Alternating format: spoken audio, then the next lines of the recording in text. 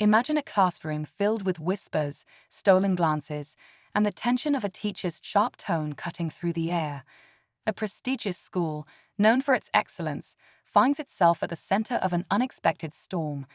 In this video, we meet Mr. Jenkins, a strict teacher who values rules above all else, and Marcus, a bright and confident student who just transferred in.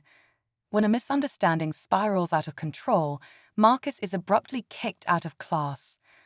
What Mr. Jenkins doesn't know is that Marcus's father isn't just any parent, he's the school's new principal. As the truth unfolds, this story takes a surprising turn, challenging assumptions and bringing lessons that go beyond the classroom. Stay tuned as we dive into this gripping tale of power, perception, and second chances. You won't want to miss how it all plays out. Marcus walked out of the classroom, his head held high, even though he could feel the weight of the stairs behind him. He had barely been at the school for a week, but it was clear he didn't fit into Mr. Jenkins's rigid world. The teacher's quick temper and sharp words seemed to target Marcus more than anyone else. Marcus wasn't one to back down, though.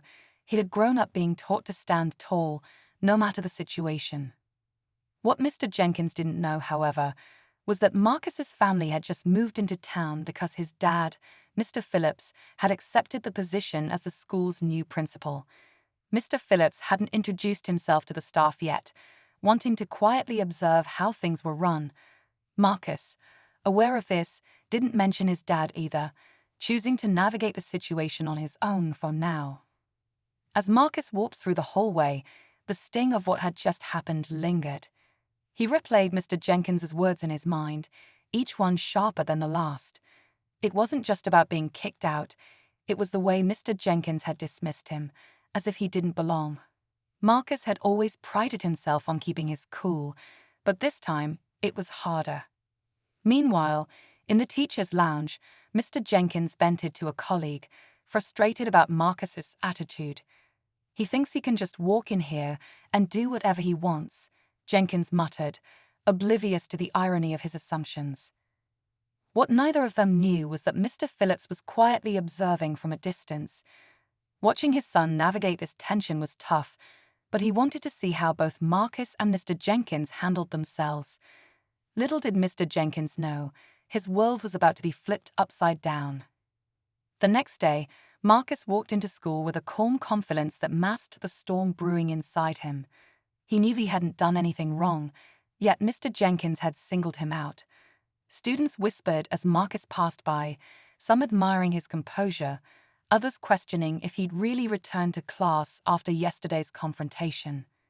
In the meantime, Mr. Jenkins prepared for the day, still firm in his belief that he'd handled the situation appropriately. To him, rules were rules, and Marcus needed to learn respect. What he didn't expect was the quiet knock on his classroom door just before the first bell. When Mr. Jenkins opened the door, his eyes met Mr. Phillips's calm but firm expression. "We need to talk," the principal said, his voice measured. Marcus, standing just behind his father, remained silent, his gaze unwavering. The weight of the moment pressed down on the room as the conversation began. Mr. Jenkins tried to mask his surprise as he stepped aside to let Mr. Phillips and Marcus into the room. The air felt heavy, the tension thick enough to cut through. Mr. Phillips didn't waste any time. "I've been hearing some concerns about yesterday," he began, his tone calm but commanding. Before Mr. Jenkins could respond, Marcus spoke up. "It's not just about me," he said, his voice steady. "I've seen how you treat other students who don't fit your mold. You assume the worst without giving anyone a chance." The words caught Mr. Jenkins off guard. He opened his mouth to defend himself, but Mr. Phillips raised a hand, silencing him. "This isn't about excuses," Mr. Phillips said. "It's about accountability." But just as it seemed the conversation had reached its peak, the door opened again. A group of students walked in, standing by Marcus. "We need to talk too," one of them said. Mr. Jenkins's face paled as the weight of what was coming truly sank in. The room fell silent as the students stood alongside Marcus. Mr. Jenkins's usual confidence seemed to falter, his stern demeanor cracking under the pressure. Mr. Phillips turned to the group. "I'm listening," he said calmly. One by one, the students began sharing their experiences, moments where they felt unfairly treated or dismissed by Mr. Jenkins.